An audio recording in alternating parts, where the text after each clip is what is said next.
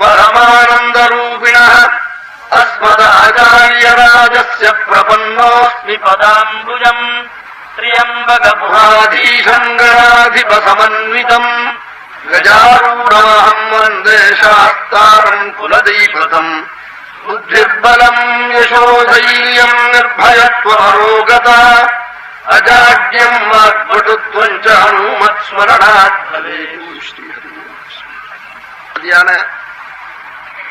पुरुषोत्तमन् लोकानुग्रहार्थम् त्रेतायुगत्तिल ஸ்ரீராமனாய் அவதாரம் செய்து பரம மங்கள விக்கிரகனாய்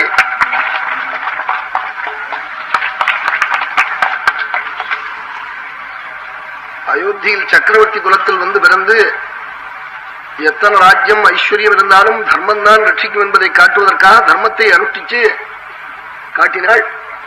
சுவாமி தர்மத்தை அனுஷ்டிச்ச பெருமை கலி 5055 வருஷமாயி இன்னைக்கு ராமாயணம் சொல்றோம் தவனோத்சவ பங்களாவில். பகவான் தெய்வத்துக்கு மேற்பட்டது தர்மம். அதனால அங்க பார்த்தாலும் வேதத்துல தர்மம் தர்மம்ங்கிறது. தர்மோ விஸ்வஸ்ய ஜகத பிரதிஷ்டா. உலகம் நன்னா இருக்கணும், ஏன்னா தர்மம் இருந்தா தான் நன்னா இருக்கும். லோகத்துல தர்மம் பண்றவனை தான் நம்புவாள், அதர்மிஷ்டனை நம்ப மாட்டாள். இதை காட்டுவதற்காகவே தர்மத்தை நடத்தி காட்டினாள் ஸ்ரீராமன்.